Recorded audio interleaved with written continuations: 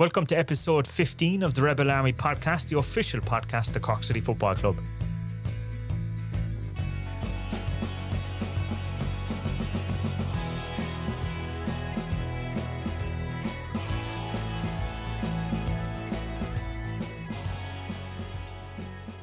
Welcome back to another podcast, joined as always by Mr. Howie. How are you? Not too bad, Stephen. How are you? Good. I think probably time to kind of reflect on the season. Are we that 15 is kind of nice little, not an even number, it's an odd number, but it kind of feels like 3 months in or whatever. Yeah, we're thereabouts. Like we've, even in the football terms, we've 16 games played, so we're nearly halfway through the season. It probably is a good time to just kind of chat about where we are, how we've gotten here, and what's to come, I suppose. And also, there's a lot of home fixtures coming up as well, so it's a kind of an exciting time of the year. The sun is out. Well, there's a hell of a lot of home fixtures coming I don't know, up, by the time people listen to this, it's going to be raining again. But typical, it will, no doubt. But as you said, a load of home games coming up. We had a couple of games switched to away games because of the work being done at Turner's Cross, so there's kind of playing catch up now, and we're looking at there, is it 5 of the next 6 league games or home games? And even before the mid-season break, I think it's even, is it 4 out of the next 5 or something like that? Yeah, so we've got Treaty on Friday. We're away then to Athlone, isn't it? Then UCD, Longford and Cove. Cove is on a Thursday, randomly enough, as well. And then that's a mid-season break, so we've got a busy, that's only space of 2 or 3 weeks. Like, we've got a very busy couple of days coming up. Very busy. Yeah, that's nice though. You know, it's nice. Good. Yeah, look, it's less travel anyway. We're not travelling up and down the country. We only have to go to Athlone, which is fine, 2.5 hours. So. And listen, we didn't have much football in April at home, so exactly, it's nice that a good time of the year is kind of coming into the end of May, June. Lovely time for football. I mean, when you think back years ago when they made that decision to move to summer soccer, this is kind of what we were expecting. Yeah, this is what, like, you want to play right through the summer, have the better condition, better pitches, most importantly, because we've obviously seen a lot of pitches so far this season up and down the country. There's been games called off and left, right and centre, especially in the first division. But no, it's brilliant. As you said, we're coming into the better weather now, so we could have had a couple of rainy nights at Turner's Cross in April, whereas now we'll have, hopefully, warm and dry nights in May and June. We mightn't even have to turn on the floodlights. Maybe not, the electricity might be saved a bit as well. There's a grand stretch of this time of the year. By the time those fixtures come, it'll probably be well past 10 o'clock before it gets dark. Oh, I'd imagine so, yeah, we should be fine. So, a mixed weekend. First up, I suppose, we had the men. They were away at Bray. They obviously like being by the seaside. Yeah, it was a good trip to the beach, wasn't it? Yeah. 37 seconds it took for the first goal. That was fast. Do you know what? It was so fast. Obviously, I love us scoring, I love us winning, but I'm sitting in a press box surrounded by Bray lads, and not even a minute we're winning, I'm nearly like wanting the ground to swallow me. I'm like, oh, sorry lads. Do you know what I mean? I'm the only Cork City representative in there. Yeah. But no, great start. 37 seconds. I think the second one was only 9 minutes in or something like that. So, and there was a third one before half time. So yeah, the game was, I'm not saying it was wrapped up, but it kind of felt like it was wrapped up before half time. Exactly, yeah. Football people will never tell you it's wrapped up, but kind of as supporters, you're saying, you're 3-0 up at half time, that's done. But 3 good goals as well. Like, the first one was an awkward one for Bagsy that he still headed in. His second goal was a great strike, and Cahill's goal pounced on a mistake at the back, and it was brilliant. Brad was probably disappointed that he didn't keep a clean sheet in the second half. Yeah, I imagine he was. I know Tim was. That would have been his 12th clean sheet of the season. Funnily enough, he has 11 clean sheets and he hasn't been in a team of the week once. That's crazy. It's probably indicative of the defence as well, that, like, he's kept clean sheets. He hasn't had a whole lot to do either. When he has had stuff to do, he's done it well. Yeah.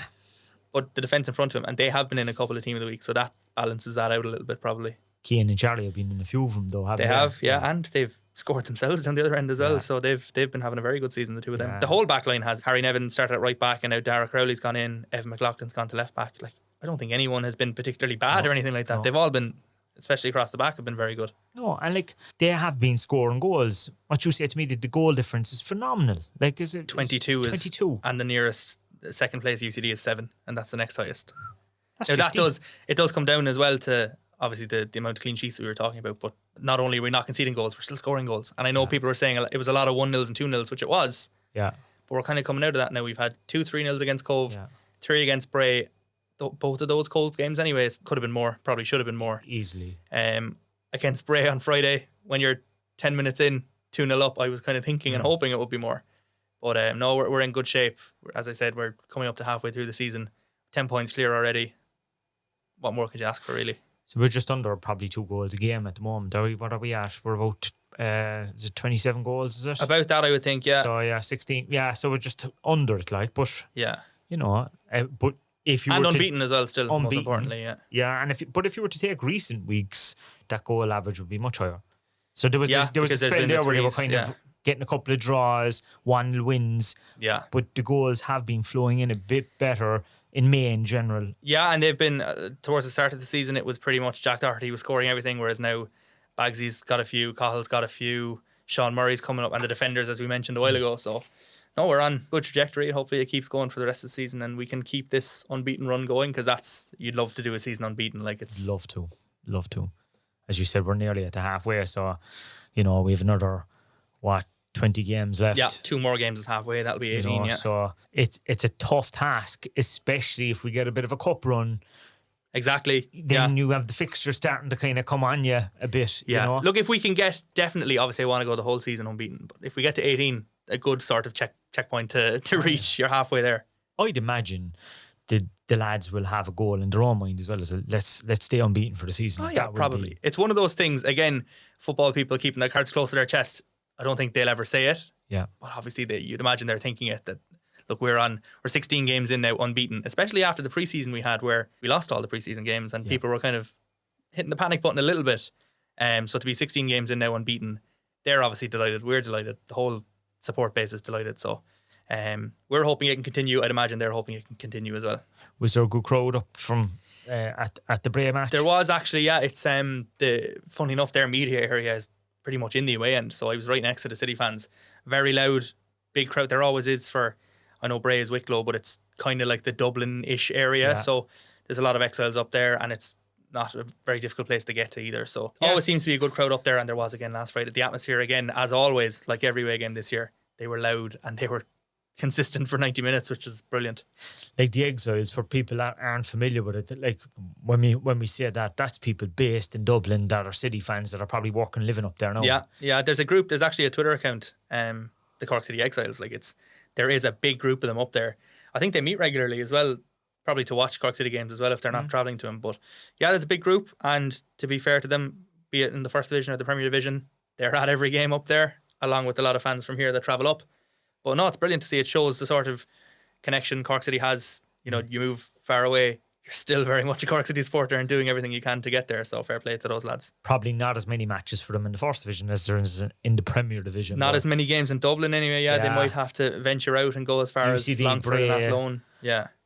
As you said, Longford, Athlone. They're not the a last million time, miles away from that. Yeah, the last time we were in the First Division in 2022, I don't think there was any team in Dublin. I think that was the year where there was kind of a split in the country where the top half was Premier teams and the bottom half, kind of from Bray across to Galway, you could draw a line, separate the country, and that was all First Division teams below it. Waterford and Galway in the Premier Division. So they've taken the space of, obviously they've taken one of ours, but UCD are down as well. But yeah, it's amazing how there's always so many of them up in the Premier Division. The Dublin, there's just 5 teams in Dublin itself. They've got like this hold on the Premier Division, and if you look now, like the likes of Shelburne are pulling away at the top of the table. They were nowhere near that for a couple of years. So what the clubs up there are doing is working anyway for themselves. But speaking of that, isn't it great to see so much coverage for the Premier Division on Virgin Media? Credit where credit's due. No, to be fair to them, it's absolutely brilliant. I was talking about it on Twitter last night.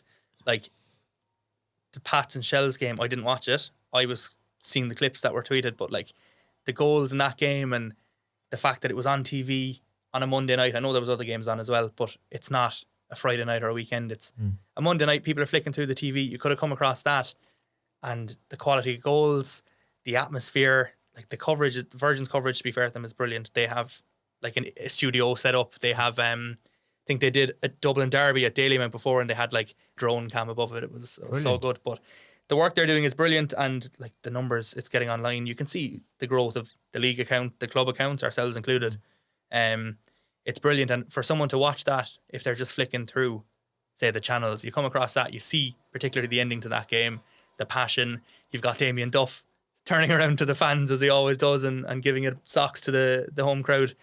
Like, it's brilliant, and no one could come away from watching that last night as dirty as he feels, complimenting the Dublin clubs and what they're doing, but no one could come away from that last night thinking League of Ireland's not great. Like that, you have to be hooked in after watching that. It's just we say it all the time, but you do feel like the league is it's at a point now where we're at a real crossroads where we can go a really, really entertaining direction, and it can just absolutely boom. It has boomed the last couple of years, but it can keep growing, and hopefully that's the case because it benefits all of us, especially if we're going back into the Premier next year.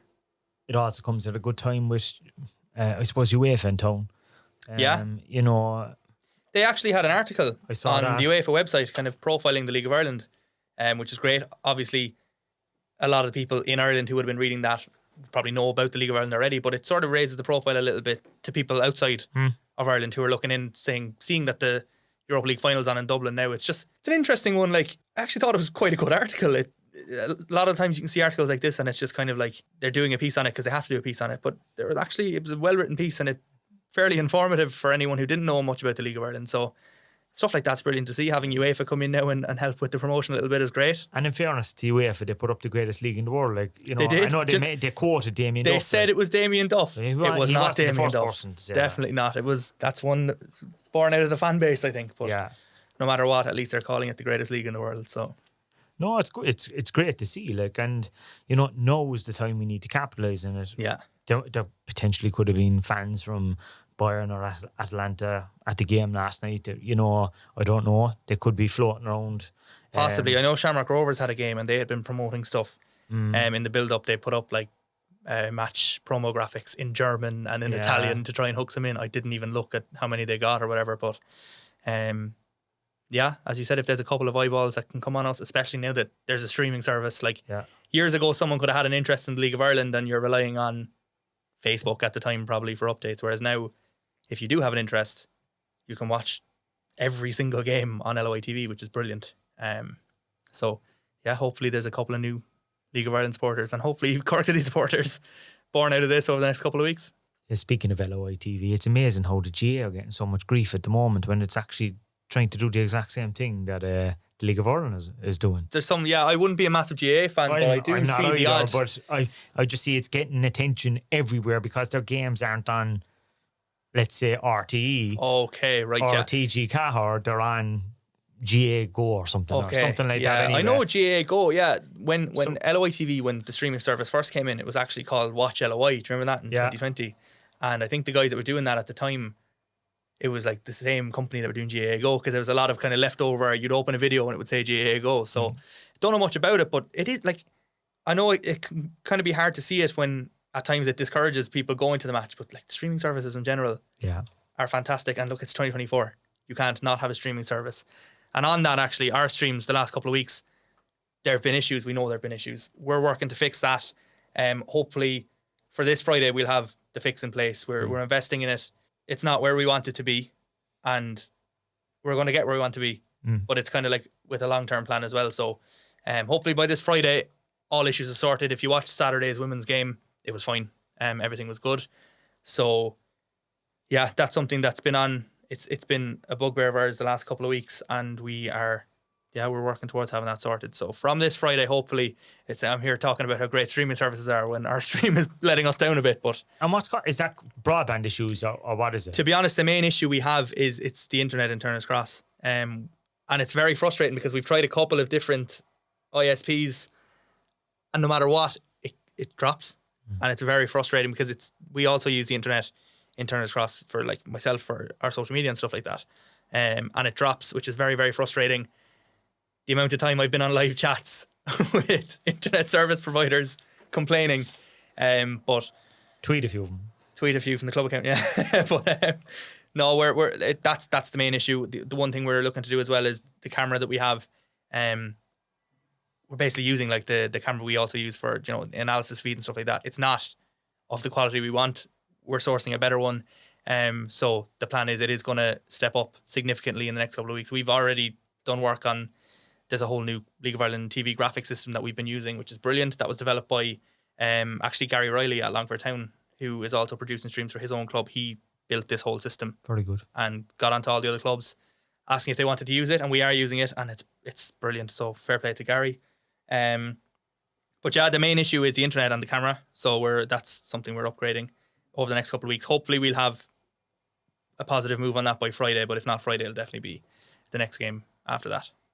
I know people were praising some of the other clubs. Some clubs are, I think it was Kerry, they were saying are quite good or something like that. Kerry's is brilliant, to be fair, yeah. Kerry's is brilliant. Cove is brilliant.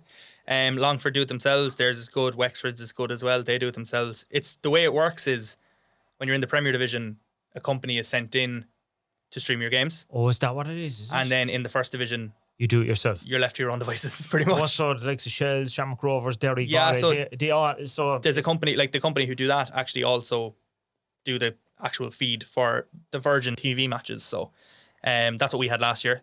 So it basically was put back on. We got relegated, so that's gone. That's a Premier Division. One of the perks of being in the Premier Division. So do they come along with one of those little vans and they have the broadcast unit or not even that? No? It's actually more basic than that. So they've got their cameras and they've got live view units which transmits the feed back to their HQ, which is in the UK, I think.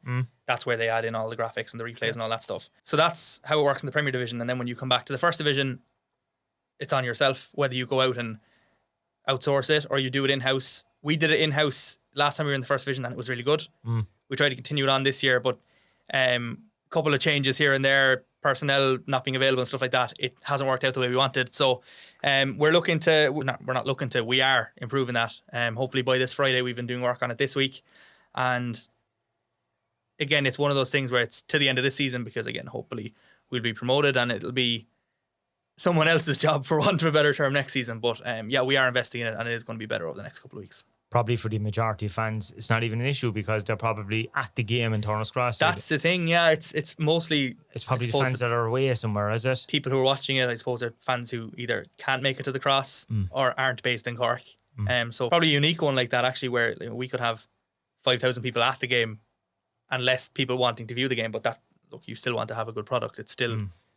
It reflects badly on the club or me or whoever it is. So when it doesn't go right, it's doubly frustrating then. So you want it to be the best you can. But yeah, we're working towards that. And as I said, hopefully this week or next week latest, there'll be massive improvements there. But like when we talk about the whole, I suppose, coverage of the league and stuff like that, like, wouldn't it be fantastic if they did maybe more with the footage that they get afterwards and maybe, I don't know, put a highlight show with analysis and things like that? Yeah, do you remember like a YouTube thing or something? I don't know, like start even with that. Yeah, to be fair, they do put the highlights individually on YouTube, but I know what you mean, kind of like a recap, like a match of the day type thing. A match of the day. We had MNS before, and I remember it. Then it went to Soccer Republic. I don't know.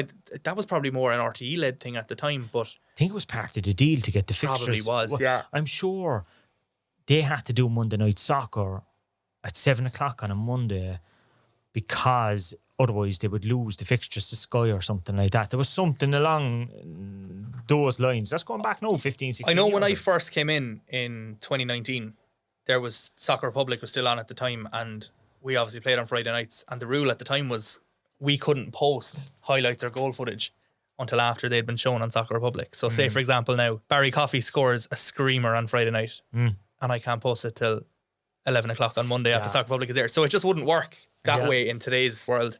But I know what you mean, like almost like a YouTube series where you have someone in the studio just talking through, even like League of Ireland commentators or something like that, rotated each week.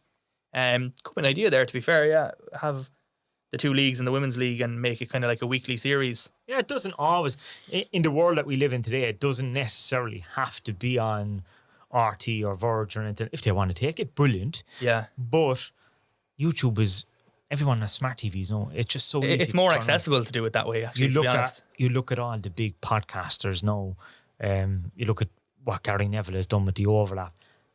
Like, they have 1 million subscribers or something on that. Yeah. I'm just thinking the League of Ireland could probably do something before they and then maybe they could pitch it to one of the bigger broadcasters and say, do you want to take this? Yeah, I actually don't know the ins and outs of like any TV deals. Obviously, there's a deal with RTE. Don't know when that's up. It could be up this year. It could be up next year. Yeah. But with Virgin coming in and TG Cahir coming in as well, you'd imagine they've probably got their eye on something like if they're going to come to the table looking for a deal, they're going to have something in their back pocket that they're planning. It's not just going to be a case of, no, we'll take the match and we'll do that. They're going to be planning something themselves. So Premier Sports don't do anything, do they? Nothing League of Ireland related. No, I know Setanta did. Yeah, Setanta did before. Especially in the summer, they used to take it. Yeah.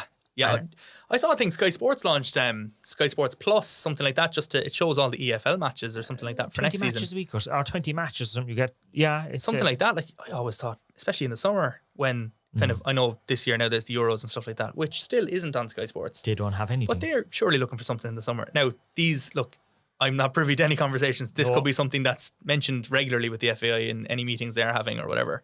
But I don't know, I always thought it'd be handy. I know the Northern Irish League was on it for a while and the GAA was on it. League of Ireland never been on Sky. Even Not BT, live anyway. BT Sports or TNT or whatever they're called, they were showing non-league football. Yeah, Like, yeah. I And know I used to watch it and the Australian League at 8 o'clock on a Sunday morning as well, yeah. I was over in the UK there the week before last, and I think all the fixtures had finished in the championship or whatever, and there they were showing some playoff of the non-league on TV in the bar, and like I'm saying, like the League of Ireland is way bigger than that. Yeah. You know what I mean? The crowds and the atmosphere, again, going back to the televised game last night, stuff like that would be a great advertisement for not only the league, but people will come back to watch more as well. So we probably at this time of the year need to take advantage of the fact now that bar the Euros, as you just said, there isn't that much live football on television now for the next couple of months. Once the Champions League, the Europa League, the Conference League, all those things are out of the way, you know, all the leagues across Europe are kind of finished. Exactly, yeah. Like, it's one of, as you said, it's like we're doing this whole summer football thing. I think one or two other leagues in Scandinavia are as well. But like, it's a really good product and it runs through the season. Like, people are always like, "Oh, football's ending." No, it's not. Like, this is coming into the business end of the season for the League of Ireland, because it's great to be a League of Ireland fan because of that. Because exactly, yeah. We kind of makes it tough to plan summer holidays though. You're always busy on a Friday night. And then in the winter months we have the other leagues to look at when there's no League of Ireland. So on the nights where you actually won't fancy kind of getting out in the cold anyway, you can kind of sit down and watch something else. Exactly, you know? Yeah. And look, you look at the attendances and the viewing figures on LOITV. We've mentioned it before, it's growing. So hopefully we'll get to a point where the interest will be so strong that whoever it is, RTE, Virgin, Sky, TG Caher, have no choice but to show it because the demand is so strong for it. I think the next thing for TG Caher, like, they've obviously done so much with the Women's League the last couple of years. I'd love to see them show a men's game or two. Even just test the waters, test the numbers and stuff. But yeah, it's an interesting one. Yeah, no, it definitely is. Speaking of the women's, tough weekend for them. Yeah, coming off the back of such a good win last week against Shamrock Rovers. And it was kind of one of those games where it was the group stage of the All-Ireland Cup, and if you won, like, mathematically you can still get through, but the goal difference swing was huge, so it probably wasn't going to happen anyway. But yeah, 3-1 loss after being 1-0 up was disappointing. Good goal from Colleen. Then she picked up an injury and went off, which kind of changed the game. But spoke to Danny afterwards, and like, his thing was the game was just very flat, and it seemed like they never really got going. Which I suppose for him as manager is doubly frustrating, because again, you come off the back of such a dominant and good win against Shamrock Rovers, to do that against Cliftonville. I'll play it here about what Danny said, but you can tell straight away, like, he was very down after it, and it must be one of those things in football as a manager, you're kind of helpless on the sideline in a way, because you kind of just have your team is playing, and you can't run in and tell them what to do. But yeah, a frustrating one for him. Danny, defeat at Turner's Cross, frustrating game. Yeah, really frustrating. It was just weird atmosphere, just flat. We didn't perform. Like, we went 1-0 up against a runner play, and look, we were lucky to be 1-0 up, but we didn't perform. Just didn't perform, and it's frustrating because we go from last week to this week, and we're so inconsistent from back-to-back games, and like, we can come up with all the excuses and ideas of like why that might happen, but ultimately we're not the ones playing the game. So we need to sit down with the girls and have a serious chat about like how we can be so inconsistent in performance as a team, that we go from one game playing well and then one game we don't play well. And we've got to get our finger on that, because like, it's going to kill us in the season if we don't consistently perform week in, week out. And we have a lot of girls who want to play at a higher level and go and play like international and stuff like that. But like, if you can't perform week in, week out, it's very difficult to go and do that. And we've got to figure that out, and we've got to figure it out very quickly.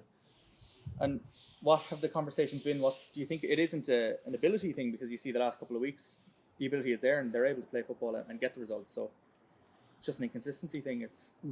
Yeah, look, I think it is. It's a big. It's frustrating. It's hard to put your finger on it because you can train well, perform well in the warm up, and then you think, right, we're good to go in the game, and then we don't quite do the right things in the game. And I think like when things ain't going well for you and you're not playing well, you've got to hold on to that 1-0 lead, like because you can play badly and win games, and we can't play badly and win. We play badly and we lose. We've got to do better at being able to play badly and win games. Like if we'd have come out of there with 1-0 win today, you'd be going away from it going, look, it wasn't a good performance. We didn't play well, but why are we not playing well? What have we got to improve on? And just give up silly goals as well from set pieces. Like we've been so good at set pieces over weeks, and I think that we are young, we're still developing, they're still trying to learn, and you are going to have inconsistencies, but we've got to try and fix them, and we've got to, as a staff, try and see what we can do more to try and help them be more consistent in games. Sounded like Danny wasn't too impressed with the result. Yeah, he was pretty down. All the coaching staff were down, but I suppose on a basic level as well, like when you come off the back of a win, no matter what, if you don't win or don't perform again, you're going to be down. But it's that inconsistency you talked about, the high of beating Shamrock Rovers and then straight the week after, not building on it, like, you know. The Rovers win, like it actually came off the back of losing 3-0 at home to Treaty as well. So again, it does highlight the inconsistency. And next week then, it's a very tough game next week away to Shelbourne, who, like, they're very, very strong no matter where they play, but especially at Talca. Especially at Talca. Yeah, so it's tricky. Look, I suppose maybe it's a chat with, as he said, there's a few of them have aspirations to get international call-ups and stuff like that. And as he said, it'll only happen if consistency improves. When the consistency is there, and to be fair to them, as a coaching staff in general, they brought in Dennis Lorden this year. He's like a performance coach. He actually has his own podcast that Dermot Usher went on, and he does brilliant work with them. It's all about bringing the best out of them, and they have been very good this year, especially in the games they've won. Their league position, they've had more points this year than they had in the entirety of last season. It's all the little things. There's a couple of other coaches he's brought in as well, so there has been massive improvements there. It's now just a case of getting the consistency in performance, which at times it can look like it's there and then other times it's not, so that's why it's probably so frustrating for Danny, but it is still a good season. Oh yeah, definitely. They've had good results. Definitely, yeah. You know what I mean? And more will come the rest of the season. I've been at every game, bar that Rovers game, funnily enough, that they won, but like the ability is definitely there. They've had players in Team of the Week. They've Heidi Mackin and Orlo Mani were included in the Ireland Women's Under-19s squad just announced 2 days ago as well. Brilliant. So like there is a really high caliber player there, and that's been clear to see for anyone who's watched them this season. So excellent. How did the underage teams get on over the weekend? Yeah, so we only had 4 games this weekend actually. The men's under-20s and the men's under-14s were actually off. So on Saturday, the women's under-17s won 2-0 against Bray. Phoebe O'Shea and Ciara O'Driscoll with the goals in that one. The 15s men's had a 2-2 draw with Waterford, Killian Murphy and David Dunn scoring. On Sunday, the women's under-19s won 2-0 away to CK United. Kaylee Still and Alice Amity got the goals there. Kaylee Still obviously actually made her senior debut the day before at Turner's Cross. Herself and Grace Flanagan, both from the under-19s, stepped up and came on and both did well, all things considered, the game that it was. So that's great to see. And the other game on Sunday then was the men's under-17s. A 1-0 win away to Waterford. Jaden O'Donovan with the goal in that one. Yeah, so 3 wins in a draw. Very good overall. Yep. Good weekend. Do a lot of them now break over the next couple of weeks? I know it's exam season coming up. Like, what happens in the underage? There's a break at some point. I know that there are fixtures still this weekend. I don't, to be honest, I kind of get the academy fixtures on a week-by-week basis. It's more Erica and Liam Carney kind of look after it. Look over that, yeah. But as it comes into exam season, there will be a couple of weeks off here and there, especially for the teams that are around the Leaving Cert and the Junior Cert age groups. But you see it there, there's a couple of games anywhere where, a couple of weekends where a certain team might not have a game. Like this weekend, the 20s and the 14s were off. So when it comes to like the school side and the education side, they still do have time off. They're not just robots that are wheeled out for football and everything else in the world gets left still behind. In school. They're not full-time academy at all. Like look, we've got first-team players still in school. Yeah, you know, and they're good. They're dropping in and out to school and going to training, which I'd imagine is tough going. It is, and look, even especially in the academy, there's a lot of players who are not just in school and stuff like that, but they're travelling a fair distance. We've got players from Limerick, Kerry. Yeah, Liam. There's a lot of travel, both on the boys' side and the girls' side, involved with being a Cork City player when you're that young. And to be fair to them, like it's brilliant. The dedication, that's first and foremost. There's a lot of dedication involved. And that's a and great to their quality of parents players. as well. In fairness to their parents, on the road a lot.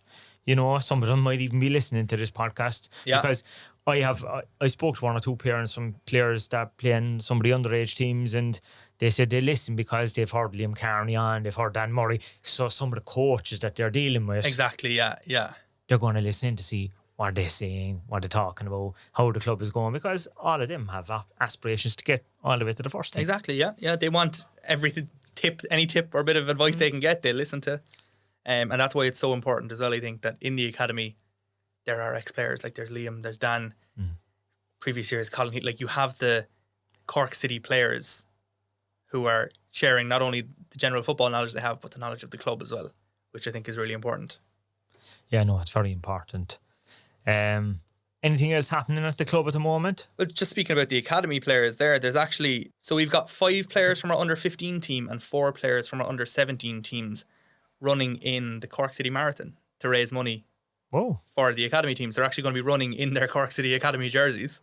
So relays, they're doing the 10K, it's on the 2nd of June, which is just the Cork Marathon Day. So we'll have, I think we're going to have a couple of them on the pitch on Friday night, do a picture and sort of launch it that way. So don't have details yet on how people can go about donating and stuff like that. I'd imagine there would be a donation link on our website or something like that. But we'll announce that on our social media as soon as we have everything. But yeah, it's brilliant. Look, it's a fun way for them to get out. Those lads are well able to go out and run 10K. Oh yeah. So it's nothing to them. But it's brilliant to see them doing it. It'll be great to see the Cork City jerseys with the Everseen logo as the academy partner out and about around the city centre. So brilliant for them. Keep an eye on our socials, as I said. If there's City fans running in the marathon for things or whatever, let us know. We give you a shout out there on the 100%. podcast next week ahead of it. If you're wearing your Cork City jerseys, tag us in your pictures or whatever. We'll share everything we see. It's always brilliant. You always see people went in. My buddy was running in it last year. We went in and had a look, and there's Cork City jerseys everywhere. There's always like a sense of pride, even though it's in Cork. It's not like you're seeing it somewhere random. It's just it's always nice to see a Cork City crest on someone. But best of luck to the lads. Best of luck to everyone that's doing it. And it's brilliant to see. It's a different idea for a sort of an academy fundraiser, but I know that's good. Speaking of fundraisers, we mentioned it about 2 weeks ago, but the walk and roll is coming up. The walk and roll is coming up. Yeah, we were actually out here at the launch of it last week at the Crown Centre. So that's a charity fundraiser, a charity 5K. It's the weekend of the 8th of June. That's kind of the final day of it. That'll be here at the Crown Centre. But we were here last week. We had Nathan Wood, Evan McLaughlin, Clodagh Fitzgerald and Laura Shine were out here for the photo call and did a couple of videos and stuff like that to promote it. It's a brilliant initiative. Like we've spoken about it here before, and Pádraig spoke about it, the work that the Crown Centre do. There's a lot of Cork City fans that are out here making use of the services as well, which is brilliant. So we're delighted to support that in any way that we can. And it's basically like a 5K like that, a bit of a fun run. Aimed at anyone. You can walk it, you can run it, you can roll in it if that's the whole point of the walk and roll. There's a lot of wheelchair users out here. Do 5K your way is sort of their tagline on it, which is brilliant. And we'll be here on the 8th, the morning of it, to cheer people on. They do the final 1K actually outside here. Very good. And there's always a big crowd and a good atmosphere for it to cheer people on, which is brilliant. We'll be here for that. We'll be promoting it in the build-up as well about how you can donate and how you can get involved.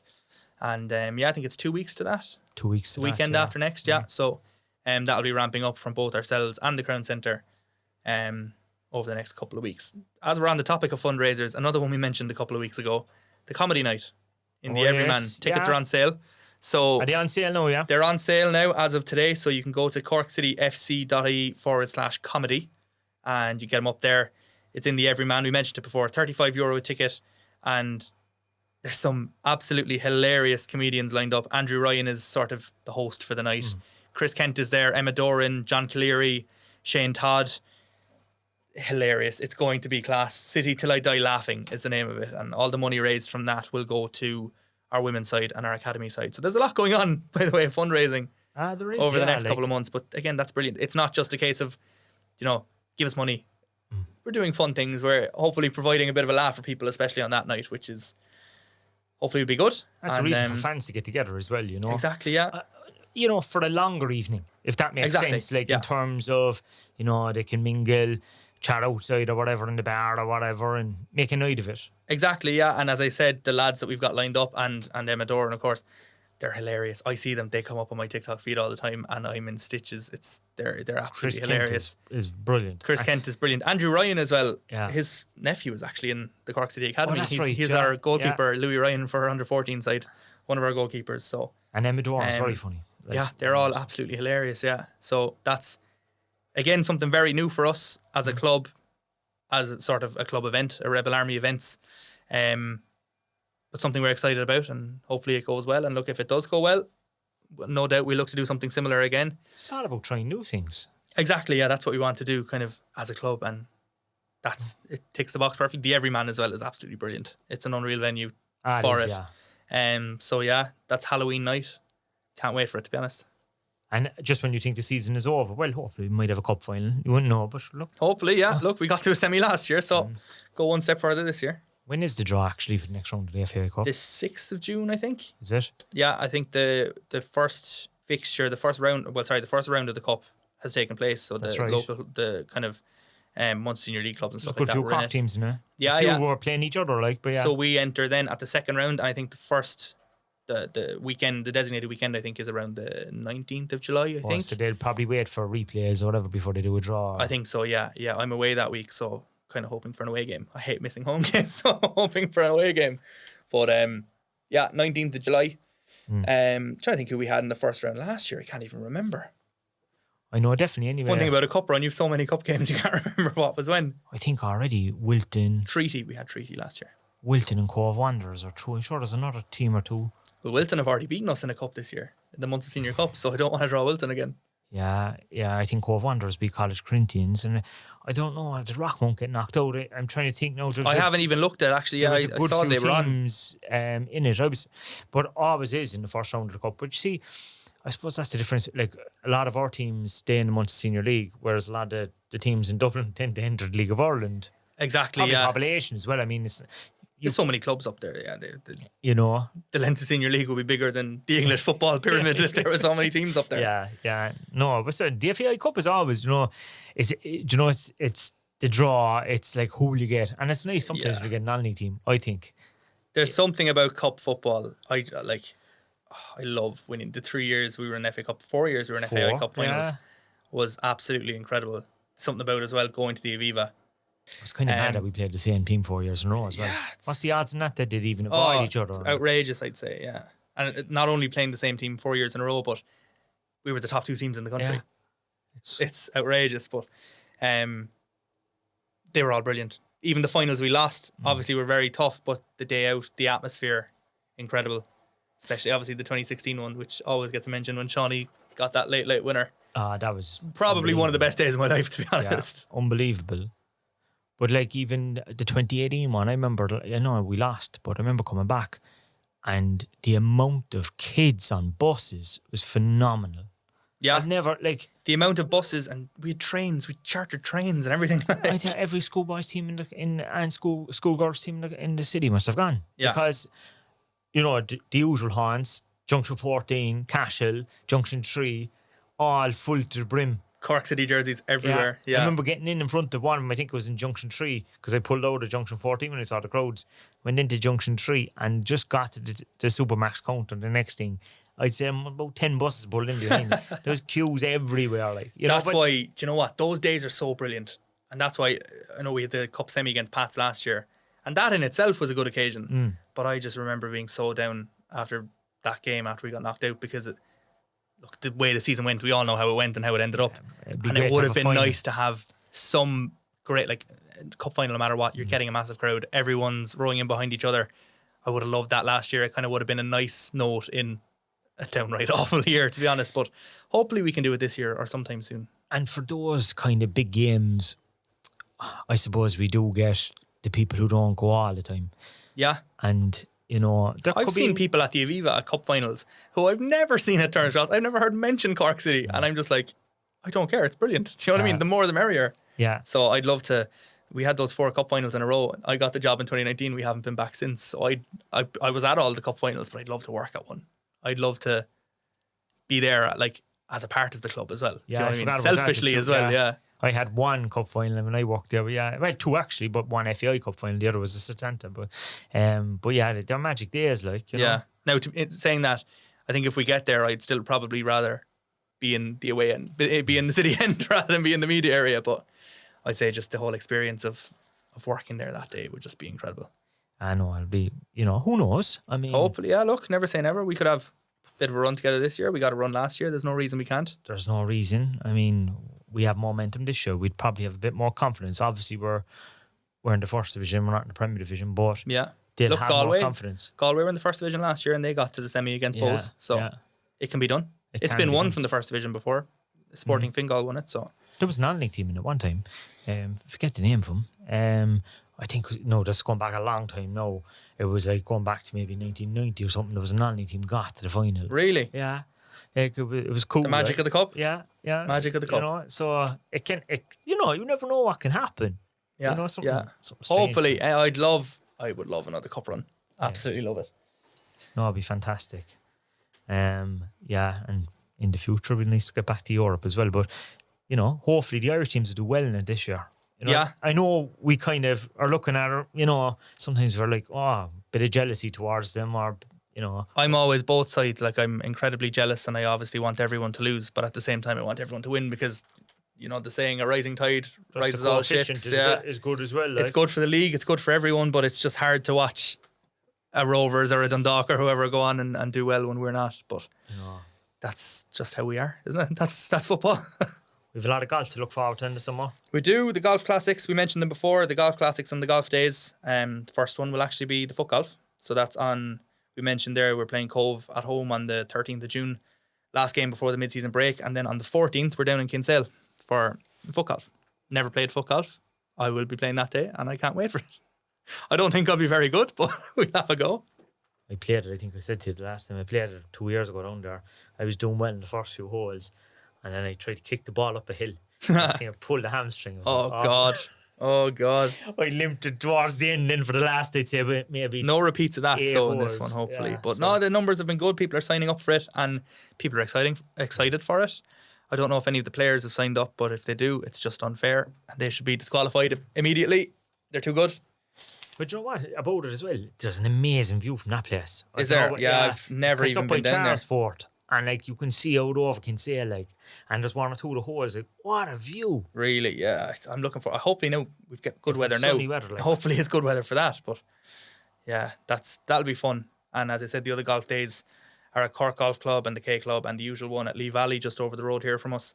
They're all coming up. If you've any interest in them, you can contact Anthony at corkcityfc.ie, and Anthony will talk you through all the pricing and not just if you want to play on it, if you want to sponsor it, Sponsor, get involved that way. Get in touch with Anthony and he'll arrange it and tell you what's available or what. I'm sure he can tailor something to everyone's package as well if they want to sponsor in some regard. So And yeah, actually, get in touch.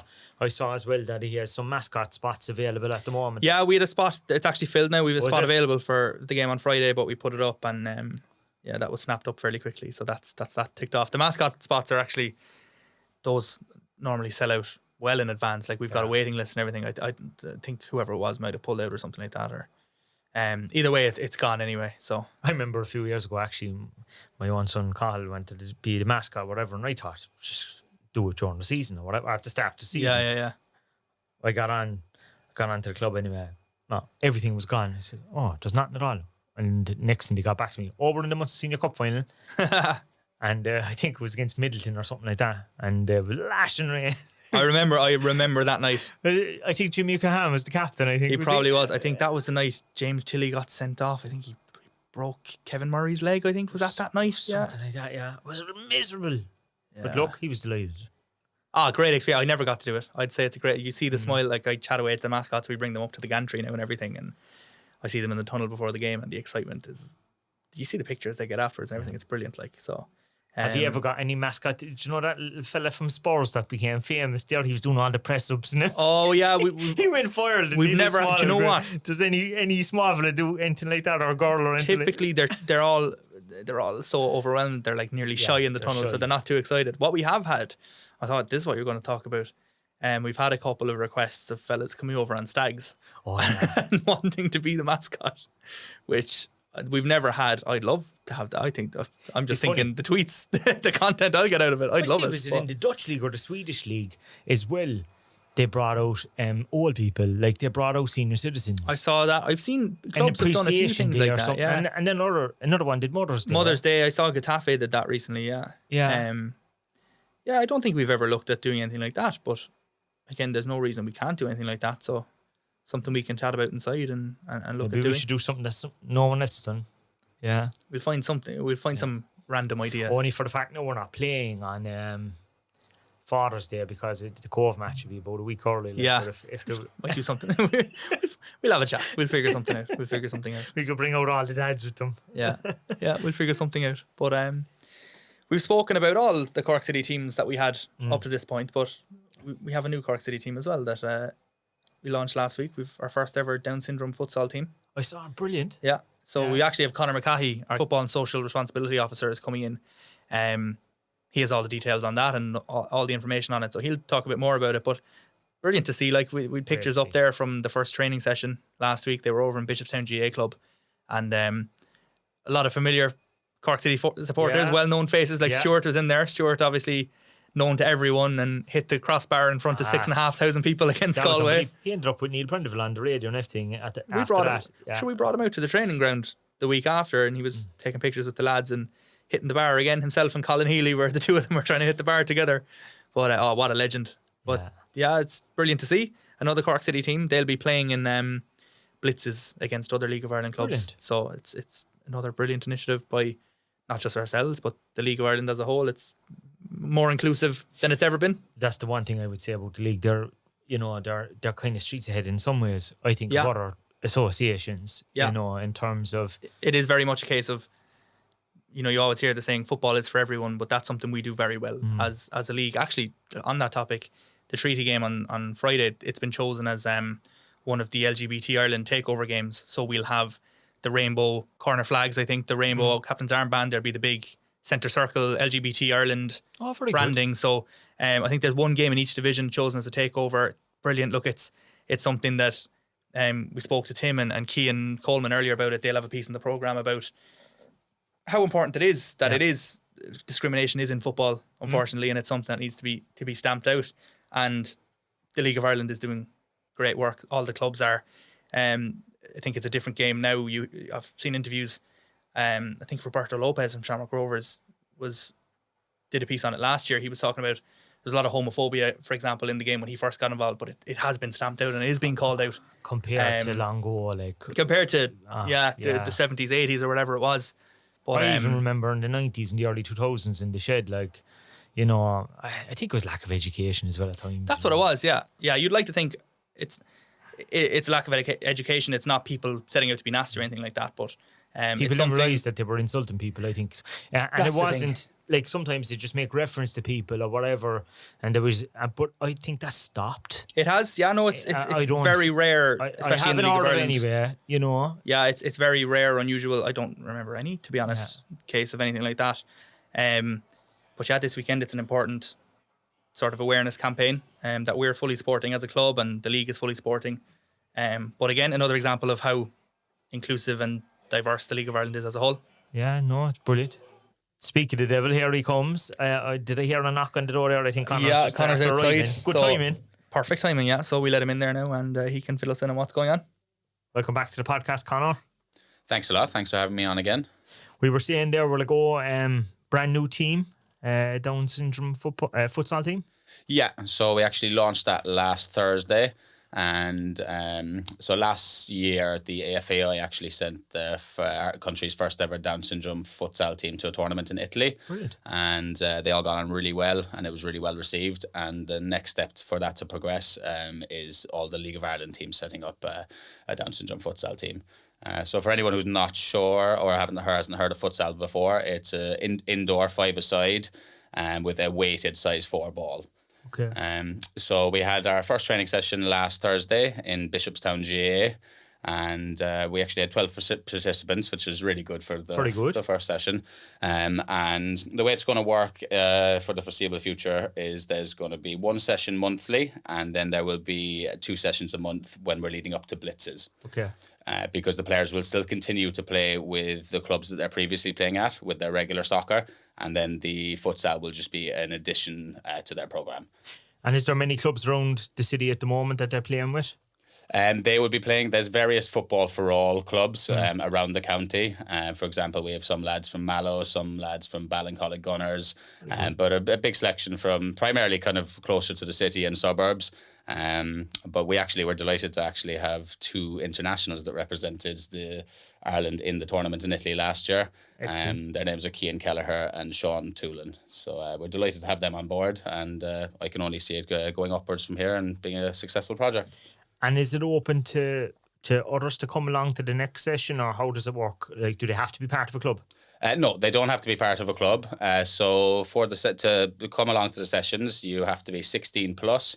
It is open to girls and boys with Down syndrome. Yeah. And yeah, other than that, they don't have to be affiliated to a club. Brilliant. And if they are affiliated to a club, we're not taking them away from that club. They'll still continue to progress with that club, and this will just be an addition to their program. Excellent. Anything else happening at the moment to your side? So last week we actually had a very successful walking football blitz. So if anyone was listening to the last time I was on the podcast, they would have heard me talking about a program we're doing called Walking Football. So that's targeting 55 years plus. That kind of finishing work, part-time work, kind of pensioner age bracket. And we actually had over 70 participants down in the Leisure World in Bishopstown last Wednesday for a blitz. So we had teams down from Shamrock Rovers were there, Waterford were there. We actually had 2 Cork City teams ourselves from our Bandon walking football and from the Mahon walking football.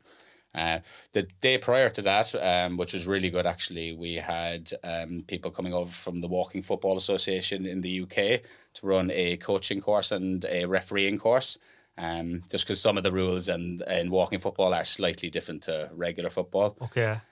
So I thought that really showed the sustainability of the project, because there was multiple members from both Bandon and Mahon walking football groups that took part in that, and it just shows how much they're enjoying it and how much interest they have in it.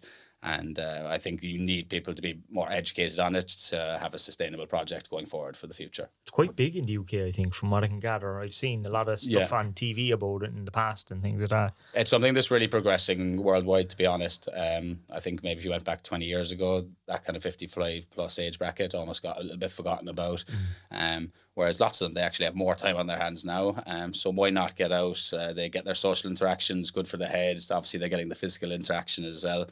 And some of them just say it reminds them of going to five-a-sides with their buddies when they're younger. So, and how many are on each team? Is it five-a-side or is it a full team? It can vary from tournament to tournament. Okay. So the tournament that we had, and this is probably the most common format, is a 6-a-side format.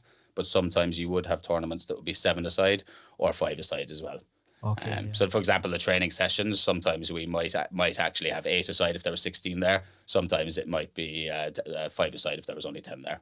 And when you say rules, then there's no running, I presume. It's called walking football. No, yeah. Like, what happens? Is there a free kick given or something if someone starts running? So with the walking to running, the best way of kind of describing that, we're going into too much detail, is one foot has to always be on the ground. Okay. If you were out on the sidewalk now and actually went from walking to running, you'd notice when you go into a long stride of running, both feet will leave the ground. Yes. There's also no heading and no overhead height. The goalkeepers can't leave their area and outfielders can't enter their area. Also little things like you have to shoot in the opposition's half.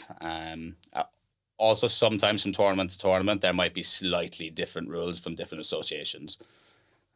But the rules are there mainly so to help prevent injury and to just keep the game flowing as well as possible. So no sliding tackles, I presume, right? In the start. Unfortunately not. As much as some of the lads I'd say would like to get that in now and again, unfortunately not. So is it non-contact or is it contact? There is contact, but there's no tackling from the side or behind. Okay, just in front. Yeah, so again, trying to just help. So you don't want injuries either, like. That's exactly it. Yeah, obviously at that age bracket, they would be a little bit more susceptible for injuries, and the last thing we want is people coming in being out of action for months. So we're trying to limit that as much as possible, with the no tackling from behind, walking pace, no goalkeeper or no players entering the goalkeeper's area, and so on. I know you're saying it's over 55, but what's the oldest person that you've had? We had an 83-year-old. Now he's not actually coming anymore. Not for any specific reason, but that was the oldest we've had. But I would say the kind of 55 to 65 is probably the kind of majority that we have. Okay. But we would have some pushing on into 70, and we had one 83-year-old. And in fairness to him, and he gave it a good effort. Fair play. He was well able, yeah. No, that's great. Like, in terms of then the opposite of that, have you, for the kids, we're coming into the summer, the sun is out. Have you a lot of stuff planned, Corky camps and that kind of thing? Yeah, we actually have loads coming up this summer. So we're at the tail end of, I probably mentioned that on the last time I was on the podcast, the football numeracy program we were running in schools. That's right. So we're just finishing that up now. We have one session left to do in Morningstar and Ballyfahan. And we'll actually finish that up with a blitz as well. Brilliant. And with a couple of different schools at the same time?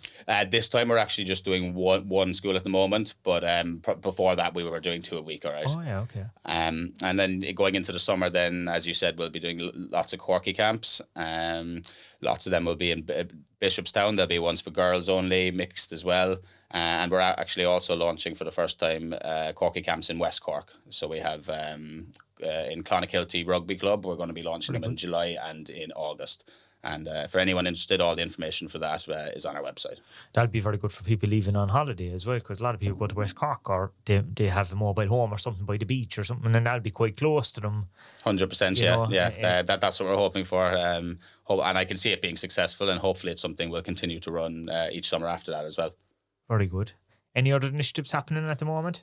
So there's a few in the pipeline that haven't just started just yet, but we're continuing the continuous ones we run are the football memories in the Easy Living Suite on Monday mornings. That's just an avenue for people to have a chat about football, chat about their good memories from football. There's teas, coffees, biscuits, and that's from 11 to 12:30 every Monday in the Easy Living Lounge in Turner's Cross. And that's aimed at people retired and stuff like that, is it? Yeah, it's aimed primarily, again, kind of that kind of 55 plus age bracket. Okay. But it's open to anybody. Could be if you have a Monday off, if you're not working at the moment, or so you can just pop in. Yeah, exactly. Brilliant. Yeah, it's not limited to any age bracket. It's open to male, female, anyone at all that wants to come in and have a chat. And maybe some people come once a month, some people come every Monday. There's no strict attendance or anything like that. Oh, so, fantastic. And then weekly then we have the walking football in Mahon from 3 to 4:30. That's in Ring Mahon Astro. And then we also have walking football every Friday, same time, 3 to 4:30 in the Astro in Bandon AFC as well. And both of them are open again to anyone over 55? Yeah, those ones, it is a bit stricter on the age. It has to be 55 plus. Yes. But yeah, other than that, again, male, female, 55 plus, come down, and you don't have to come to every training session.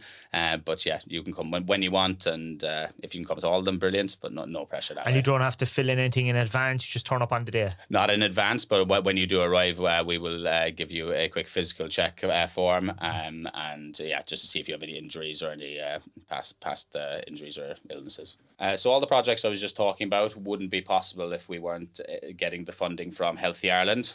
So we're lucky enough to be one of the few clubs in Ireland to get the funding from Healthy Ireland, and we're really, really grateful for that, and it's allowing us to put on all these projects and get things going. That's brilliant. There's so much going on at the moment. It's fantastic. We'll have to get you back again in another few weeks to see what else is going on over the summer. Nice one. I'd love to, guys, and thank you for having me on again. Yeah, God, there's loads going on, isn't there? Yeah, it's all go. It's coming into now, especially for Conor and Erica and the community side, a very busy time of the year. Schools are finishing and stuff like that. And you mentioned there the Corky camps and stuff like that. It's a very busy time of the year. So we're all go. That walking football, like, there's a lot of guys, they're not great. You'd see older guys, they're not great at talking to their friends and stuff. Yeah. And like, that might give them an outlet, especially if they're on their own. Maybe they lost a partner or something, or maybe they were caring for someone for years and now they're by themselves. Isn't that a great opportunity for them to go and just try something different? Yeah, get out of the house and meet a couple of new lads and chat away. I've been down to a couple of sessions just to get pictures and stuff like that, and it's brilliant. And there's this great friendship among the lads that are there, and it's a brilliant initiative that we're able to put on for people who might not have even had any connection to Cork City FC beforehand, and here they are. And no, it's brilliant, and Conor's doing great work, and Erica is as well. Yeah, and if you feel that you're not up to doing the walk and football, you can also pop down to Turner's Cross on a Monday morning, you know, like, so that's nice as well, the memories. You know? And look, if you're listening to this and it might not be much use to you, but you know someone who would be interested or you think it would be a good idea, by all means. Maybe you have an aunt or an uncle, a neighbour, a work colleague or a retired work colleague or something that you know that was really interested in stuff like that. Reach out to them. 100%, put them in touch with us. By all means, send us a tweet or a DM or an email and we'll come back with whatever information we have. But yeah, look, it's a brilliant number of initiatives there, and if people want to get involved, the more the merrier. Everyone's welcome. Yeah, I think we'll probably have to pop down to one or two of these sessions to get some recordings at some point as well. Yeah, we should actually do. We mentioned this before. We've got like a list of things that we want to do with the pod, but it'd be brilliant to go in and do one from the Easy Living Suite on a Monday morning and get people involved talking about it. It's the 40th anniversary of the club as well. Yeah. Perfect time to do it. People's memories over the last 40 years of Cork City FC and past teams and past players. So something we'll do at some point, definitely. Definitely. But yeah, so we have a home fixture Friday night. We do. Back at the Cross Friday night, Munster Derby. Second meeting with Treaty United this year. It was a draw in the Markets Field earlier in the season, so nothing really to write home from that one. But look, we're having good weather, good results. We're in a good spell. I think the weather's okay for Friday as well. I think it turns at the weekend. The corner flag is selling out. There's only a couple of seats there, so if you want to go in there, €50. €50, yeah, and you get €50. You get 5 standard drinks, and then you get finger food at half time. But as I said, it's nearly gone. So if you want tickets for that, get them fast. Other than that, you can get it for UCD. You can get it for the Cove game. But hopefully we'll have a big crowd now on Friday. Another good result. Another evening of sun and good weather, hopefully. And it'd be lovely. It'd be great if we could get another few goals and extend the lead at the top a little bit more. Are the women away this week? Yes, Shelburne away on Saturday. Tricky one. They were up there a couple of weeks ago in the All-Ireland Cup, and it was a 3-0 loss. A couple of changes that day. But look, they're going to be gunning for it. After the way last weekend went, Danny wants to go out, the girls want to go out, and we all want to see another good result for a Cork City team against a Shelburne team. So hopefully we can go up there now on Saturday and get something from there and kind of get back on the right path to where we wanted to go. I know we asked people for questions there, but I think they're only asking us who we're signing. Yeah, we put up a questions box just as we were coming in here about 40 minutes ago. Everyone is asking who we're signing, when we're signing people. I don't know how much pull people think we have, but it's not that much pull. Definitely no pull at all. But we might keep those. We might try and get Tim Clancy back in soon, and we can ask him those questions then. Yeah, but unless we get some of our past academy graduates back, some of them are doing really well. I see Franco, Jaden's brother, got a goal in an international cup or something. He did, yeah. Or something, is it? Premier League International Cup. I don't know how that works, but he did, and brilliant for him. A couple of other players doing well elsewhere as well. Jake O'Brien got kind of some award at signing of the season by some sort of magazine or football thing in France anyway. Yeah, and he's into the French Cup final as well next weekend. He is, so, Is he also up for another award that they were trying to get Irish people to vote for or something? Really? Like I didn't see it. Yeah. What I did see during the week was that apparently Juventus are looking for him. I saw that, yeah. My God. Wouldn't that be cool though? Unreal. Unbelievable if that happens. If a former Cork City player was playing with Juventus. Like. Yeah, brilliant. So I don't know how much truth or whatever is in that, but if it happens, fair play to him. And based on this season, a move like that would be well deserved. I think I'm sure Cathal Heffernan got some underage thing as well with Newcastle. I saw something, I saw a picture of him holding some sort of award, I think, anyway. I don't know what he won, but they won something. But no, it's brilliant. Look, the young lads have gone off. They're all doing well. They're all making careers for themselves, which is exactly what you want to see. And it's another great reflection on Liam and the Cork City Academy and all the coaches that are there. The coaches at their other, their schoolboys clubs, Mark O'Mahony, another one. We mentioned him a couple of weeks ago as well. But no, it's absolutely brilliant. I know Shadozy got relegated with Luton. Luton. Be interesting to see does he stay there. Because he big had fan favourite there anyway, Great they love season him. With them, they love him. And I suppose John O'Shea will be announcing his Irish squad soon. It'll be interesting to see how many former Cork City players are in there. Yeah, you'd imagine Jake O'Brien is one of the first names in there, especially. You'd imagine he was in the last one, but like John O'Shea as an ex-defender himself. Yeah. Obviously, he's looking at Jake O'Brien as one of his main men. Will he call Mark up? Who knows? You know, because Evan Ferguson's injured. You know what I mean? Maybe it's time. I don't know. Maybe it's too early for him. Maybe he's still under 21s. He's got a bit of Premier League experience. It might be too early. But look, I don't know if there's an extended squad or something called up. It would be great to see him. You know what happens at this time of the year as well? Fellas go injured as well. I'm not saying that they, of course. When it's only friendly fixtures. Exactly, and it's the summer, people dropping up. And I'd say sometimes their clubs are telling them that more than anything else. Go away and have a break rather than go on playing more So there might be an opportunity for somebody, younger players. That's typically the more senior experienced players or whatever who can do with the time off. So it might present an opportunity for the likes of Marco Manni, hopefully. Speaking of other Cork players and stuff like that, we might get to see some of them come to Cork for the women's national team. Do you see that? Yeah. I don't know much about that. So hopefully, that's what they're saying anyway. They're playing France There was July. talk of it being at Turner's Cross before, and now I saw Parky Queeve mentioned. Obviously, those discussions would be between the FAI and between whoever else, the MFA or the GAA. Brilliant to see. I'd be there myself. It'd be absolutely brilliant to see. Summer soccer definitely there's plenty to look forward to. Yeah, you know what I mean. So as we said, all the amount of home fixtures people have now coming up. Mark your calendars. The next couple of Friday nights. The bar one, I think, is at Turner's Cross. We said it earlier on, people in England and other leagues, football is ending. We're getting into the busy time of year now for us. So this is what we love about the League of Ireland, and we're all excited for another busy summer. Yeah, and if you're looking to occupy kids for the summer and anything like that, sign them up to the Corky camps. And Junior Academy as well. There's loads going on. There's loads going on. So between walk of football, Corky camps, matches, golf classics, comedies, there's plenty in the club. It's not just football anymore. There's a hell of a lot going on. And look, it's brilliant to see. And we'll keep this podcast going for the summer too. So on your long road trips, you can listen to us. Exactly. We're not going anywhere anytime soon. So we have some interesting guests coming up in the next couple of weeks. We do. We've a very busy couple of weeks coming up. Won't give away too much about who's coming, but we can say Dermot Usher's coming on. Yes, yeah. So probably a long overdue podcast appearance. We wanted to get a few other guests on first before getting Dermot in, but we'll have him at the halfway point. Exactly. I know about that. Yeah, thereabouts. Yeah. Yeah, but we've probably got the next 6 or 7 weeks booked in guests wise. So, as we mentioned, a busy couple of weeks coming up, but it's exciting. But until next week. Yeah, we'll see you next week. As always, we say it every week. If you haven't already given us a rating on Spotify, please do. We'd appreciate that massively. And give us a share, retweet the posts, share us on your Instagram story, all that stuff, and spread the word. Yeah, we'll talk to you then. See you then.